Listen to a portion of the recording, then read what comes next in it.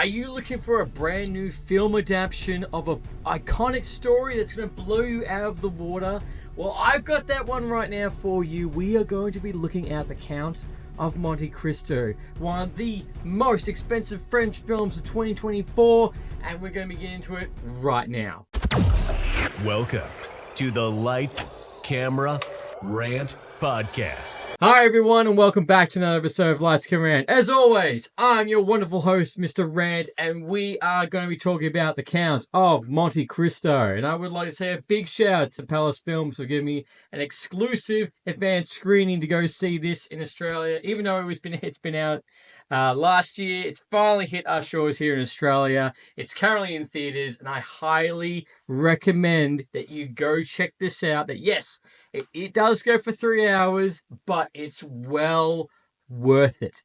Now, when I initially saw the poster for it, I didn't watch the trailer because I thought just look at the poster, I'll look at the plot, I'm signed in. Because we have already seen an adaptation of The Count of Monte Cristo. If you go on Wikipedia, there's like 20 films, 20 TV adaptations, like another 10 sequels, books, all in this iconic story. And I remember seeing something very similar when I was a kid, so I was very intrigued to see what this one's going to look like. And I must say, not only was, as mentioned, this was the most expensive production of a French film for last year, which was $50 million. It's made $100 million at the box office. It was premiered at the 77th Cannes Festival, which got an 11-minute standing ovation for this film. Now, I will admit, the only thing I didn't look at when I went to go watch this film was the 3-hour time frame, but I didn't mind. This is one of those movies that you sit down and you completely immerse yourself in the story. Now, yes, if you don't speak French, there are subtitles, so you are going to have one eye up and one eye down through the entire movie.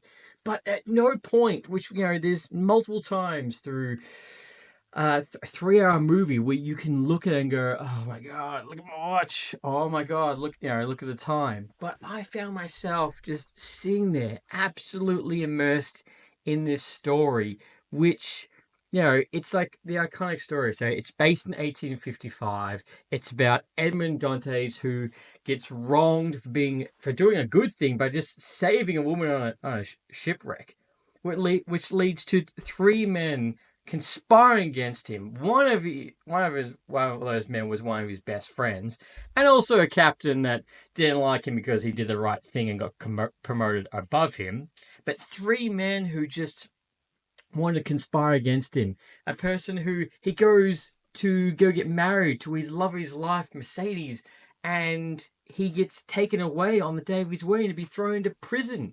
And not only does he get thrown into prison, he gets stuck there for 14 years. Imagine how much you could simmer and get angry at something. The fact that you did nothing. That you did absolutely nothing. That 3 men did this to you because their own bullshit of they didn't like you because of the fact that you got promoted, or B, they didn't want to expose the fact they're having an affair, or C, because the fact that you were going to go marry the girl that he loved or he liked. And they all conspired you to go rot in a prison and die. And then you go meet a guy in prison that actually helps you in your life on how to speak multiple different languages, teaches you maths, and not only that, but tells you of a vast fortune on Monte Cristo, which could give you the opportunity to get your revenge, go back home, go see what's happened, and get back to those people that wronged you. And this is what this story tells us. And during just both from just the setting at the very start, the shipwreck scene at the very beginning, the prison. This is also gorgeous to look at. The cinematography in this film is fantastic.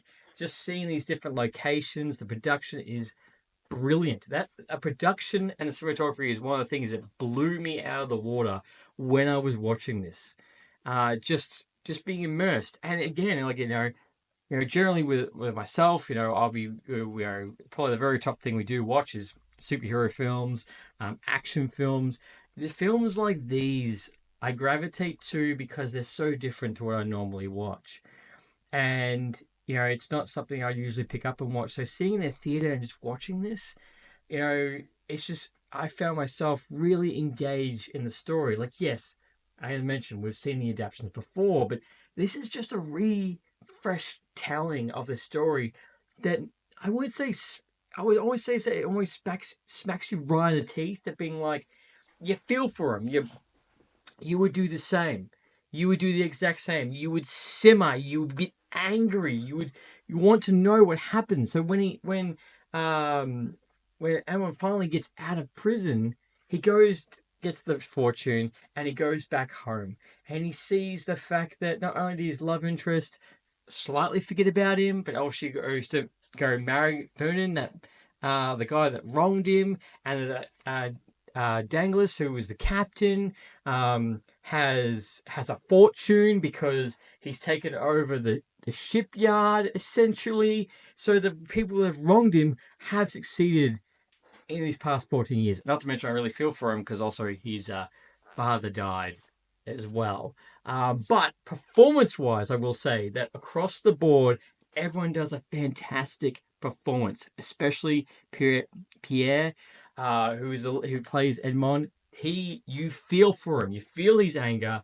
You feel how driven he is. The fact that no, I'm gonna absolutely screw every one person that did me wrong.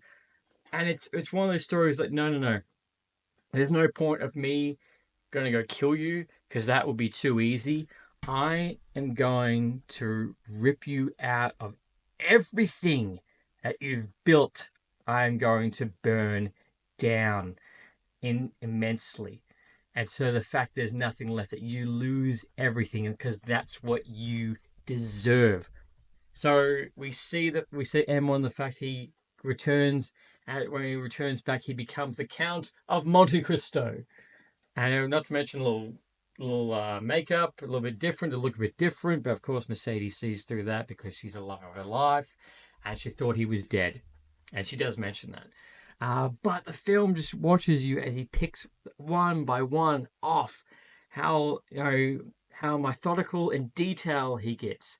And even at the spoilers, even at the end when he wins, he doesn't go with Mercedes. He lets her go, that they can't be together. There's been too much time that's passed. And he goes off to go live his life, finally be a captain. He goes to sail his own ship and experience the world.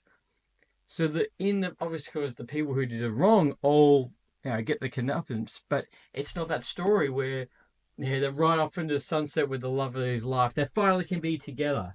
It's more, it's more than that. It's more like, we could have had our time. I will always love you, but that isn't the case right now. I need to go charter my own course, go my own adventure, and because you've got your life, and not only does he in his schemes, he also does. He also recruits Haiti. He also recruits not Fernan, Andre, sorry, Andre, who's Vilmont's illegitimate son, in this whole cause. So he does have help, which kind of turns a little bit messy towards the end, but he doesn't do it alone. But this is just a movie. If you are looking for one French film to see this year of a fantastic adaptation from taking a book to a movie that, yes, there's been 20 movies in front, but trust me, I think this one's going to be the staple. This is the one that when you look back and go, oh, that's a great book, The Count of Monte Cristo, what movie do you recommend? This is that film. Yes, it's 3 hours long, but it's not. Trust me, you will completely immerse yourself and trust. And again, trust me when I say, is punch your ticket. Go to the movies and go see this. It would have been incredible seeing IMAX, but it's still fine in a normal theater. I highly recommend that. And if you have already seen this film, let me know what your comments, what you thought. Did you like the adaptation? Did you think there was too many changes from the books? What was the parts you really didn't like? I didn't have one that I thought was, oh no, that was a bit bad. Oh, your CGI was bad. No, this was a film that from start to finish for 3 hours. I was completely immersed. But as I said, let me know what you think in the comments. Have you seen this? Have you hadn't? Are you going to go watch this French film? I highly recommend it. It has Mr. Rant's punch of approval, so definitely go check it out. And until next time, happy ranting. Thanks for listening to Lights, Camera, Rant. If you like the show, don't forget to subscribe so you don't miss a single episode. While you're at it, leave us a rating and review, and be sure to tell your friends. Until next time, happy ranting.